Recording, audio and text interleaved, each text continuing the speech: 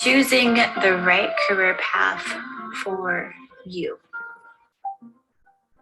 Aloha, welcome back. My name is Aya. I am the lead instructor here at socialmediamavenacademy.com. And today's topic about choosing the right career path for you is something that I've really been doing a lot of deep thinking over the past, feels like forever and a day, but I think it's been really more solidified in my mind in the past couple months as I myself have been going through a little bit of a pivot creatively as well as business wise. And it's kind of like, making, a few key, really important decisions. And I think a lot of things that have been coming into my mind or in my timeline have been like, the messages of like, what would you tell like your younger self? Like, what would you tell like your 18-year-old self? And I really think I'm really, really passionate about this. When I say choosing the right career path for you, is only you know that. And we really need to have, I want to say like entire like campaign or initiative, like in marketing terms, but I really kind of feel like we need that in terms of like having the time and the space to really sit with yourself, especially, I mean, regardless of whatever, how young you are. If you are starting off in your career path or you're trying to decide what career path is best for you, or if you're looking to make a career shift or a pivot or a transition or a change, if you think back, well, I'll start with the former. If you're looking to make the decision from more of a beginner position, so like you're a little bit younger, 18 to early 20s, and you're kind of trying to figure it out. You might be in college right now. You might be at community college. You might have just took some time off and you're just working. Um, Allow yourself to really get centered with yourself and really feel out like, what do you really want to do?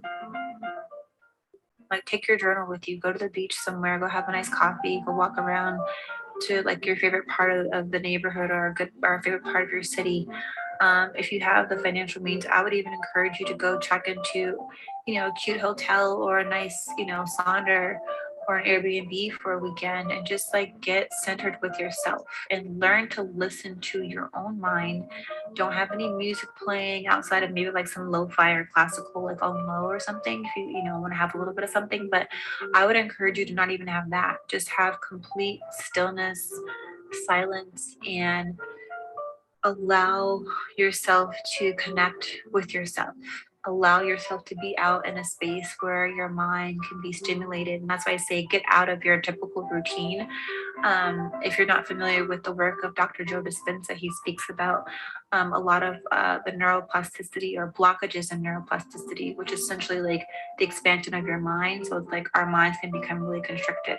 And a big part of that is if you're doing the same thing over and over again, living the same life, you get up every single day at the same time, you do the same routine, you get in your car, you take the same route to work or the same route to school, whatever you do, and then you take the same route back. You stop and maybe do a couple things, like you may stop at Whole Foods and grab some stuff, and you may meet a friend or two for dinner every now and again, but you're typically doing the same thing every single day.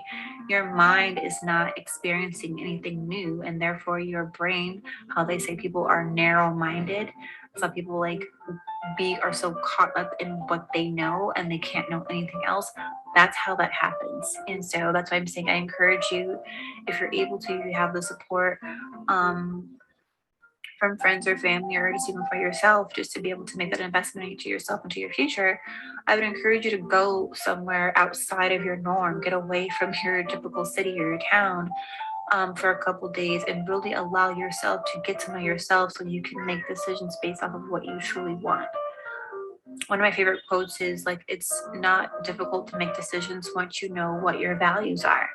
And so once you've decided and you solidified in yourself what you actually value, what's important to you, what does success look like for you, then you can be able to come together with yourself and map out a course of action or a strategy for your lifestyle and what's going to bring you joy and make you happy. Learning to embrace white space. White space is just essentially what I've learned that, like, you look at your calendar, like we all have them in our phones, or if you have a physical one, or like you have like a board, the parts where you don't have anything planned, don't plan anything there, but for you to process and think, deep think about where do you want to be and how do you want to get there. So a little bit how I was saying before. So embrace that. Don't be so caught up in like we all have to make plans and caught up in FOMO and all this weekend I don't have anything to do. Well, that's probably a good thing. Maybe that's time for you again to learn to listen to yourself, or to get familiar with learning to listen to yourself and allowing your inner light and your intuition to guide you. And I wish I had knew that sooner. So that's for those of you who are on the beginner side of things. Now to go forward in terms of those of you in the audience who may be a little bit older, who have chosen a career, you maybe went to college or didn't, you graduated, got a degree, or if you just got into a skill and then you just started entering the workforce, you've been in the workforce for quite some time, you may have a family, so you have a lot of obligations and responsibilities and finances and stuff. And so you may be looking for a way to increase your income and have different opportunities come your way. And so I would encourage you to do the same thing. But what I would say is get in touch with writing down, like, I won't say get in touch with, but yeah, get in touch with yourself, of course, how I said before. But I would encourage you to write on a piece of paper or on a whiteboard that you have. And I would say, write, like draw a line and just say, list all of your skill sets like that you currently have in your current position.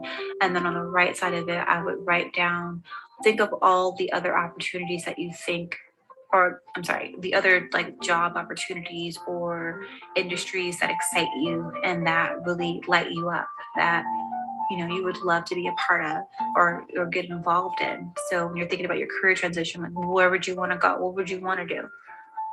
And that way you have like a good running capital of like what you are good at, what you've mastered, skills that are super relevant and important that could be transferable to whatever industry, and then write down the actual industries that excite you and light you up.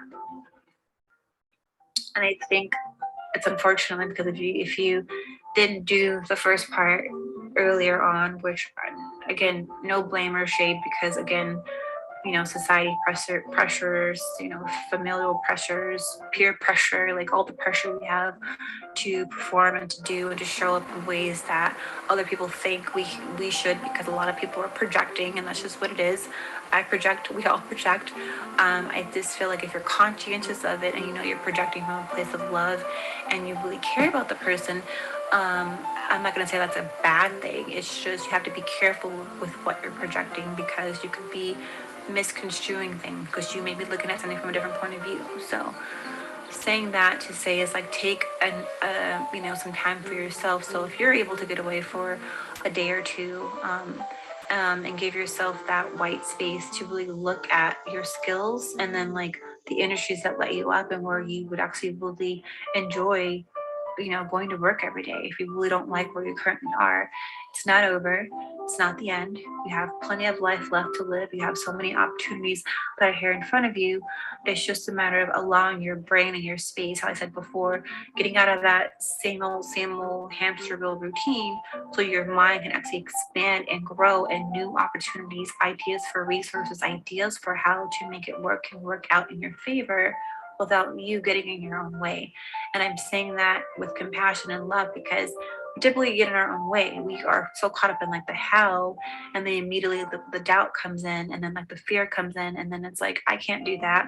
And then you start thinking of all the reasons why you can't do something, versus looking at things from a perspective of like, well, what can I do? Or how could I, not how, but like, well, what can I do? What's possible?